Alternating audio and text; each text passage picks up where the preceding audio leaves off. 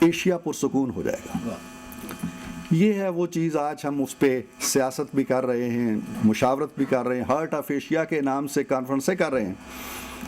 لیکن کسی کو نہیں پتا کہ ہارٹ آف ایشیا کس نے کہا تھا اور کب کہا تھا، اور کب یہ بات کہی تھی کہ اگر ایشیا میں امن لانا ہے تو افغانستان کو ٹھیک کرو۔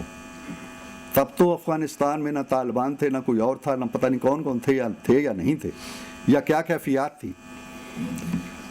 تو یہ فکر بلند، یہ فکر عظیم جو زمانوں کا احاطہ کرتی ہے، جو آنے والے کئی زمانوں کا احاطہ کرتی ہے اور دیکھتی ہے، وہ چشم بینا جو علامہ کو ملی، اور اس چشم بینا کا جو عکس اور جو رنگ نظر آیا ان کی شاعری کے اندر، وہ منتقل نہیں ہو پا رہا۔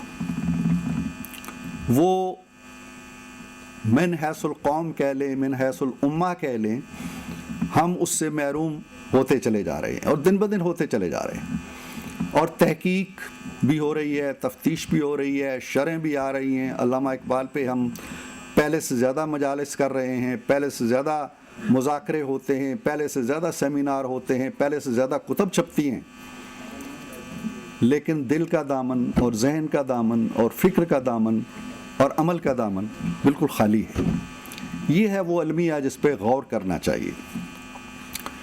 یہ علمی کام جو ڈاکٹر صاحب نے کیا، یہ اپنی جگہ بڑا وقیع کام ہے، اور درست کہا گیا کہ یہ اداروں کا کام ہے، اور یہ کام ہوتے رہنا چاہیے، کیونکہ اس طرح کے جو پشتیبان ہیں یا پاسبان ہیں یا نگہبان ہیں ہماری، صرف یہ اقبال کا تحفظ نہیں ہے۔ ڈاکٹر ایوب صابر صاحب صرف علامہ اقبال کی شاعری، ان کے فن یا ان کی فکر، اس کا تحفظ نہیں کر رہے، یا اس کا دفاع نہیں کر رہے، یا اس کی پاسبانی نہیں کر رہے۔ میں سمجھتا ہوں کہ یہ ہماری پوری اسلامی روایات و تاریخ کی پاسبانی ہے۔ اقبال اس کی ایک علامت ہے، اقبال اس کی ایک علامت ہے، ایک سمبل ہے، اور اس سمبل پہ اگر نشتر چلیں گے اور اس سمبل پہ اگر سنگ زنی ہوگی تو پھر ڈاکٹر ایوب صابر صاحب جیسے جن کو بہت سے نام دیے گئے ہیں کہ وہ حصار اقبال کے کم از کم پاسبان ضرور سامنے آتے رہنے چاہیے، اور یہ کام جاری رہنا چاہیے۔ اور ہم کچھ نہیں کر سکتے تو کم از کم ایوب صابر صاحب جیسے جو افراد ہیں، جو شخصیات ہیں، جو محقق ہیں، جو بڑی قسم پرسی میں اس لیے کہتا ہوں کہ ان کے پاس کوئی وسائل کی وسعت نہیں ہوتی، فراوانی نہیں ہوتی ہے، کاغذ قلم لے کے اپنے گھر کے کسی نیم تاریک گوشے میں بیٹھ کے جو برسوں کام کرتے رہتے ہیں اور اتنی عمدہ چیزیں لے کے سامنے آتے ہیں، کم و بیش میں ذاتی طور پہ سمجھتا ہوں کہ اس حوالے سے ڈاکٹر صاحب کی 7-8 بڑی وقیع تصانیف سامنے آ چکی ہیں۔ تو ہمیں ان کو سلام پیش کرنا چاہیے، خراج عقیدت پیش کرنا چاہیے، اور دعا کرنی چاہیے کہ ان کی یہ صلاحیتیں باقی رہیں، اور اللہ تعالیٰ انہیں ہمت و توفیق دیے رکھے کہ وہ یہ کام اسی جذبہ ایثار کے ساتھ کرتے رہیں، اور اقبال شناسی جو ہے اس کا عمل اور اس کا سلسلہ یوں ہی جاری رہے گا۔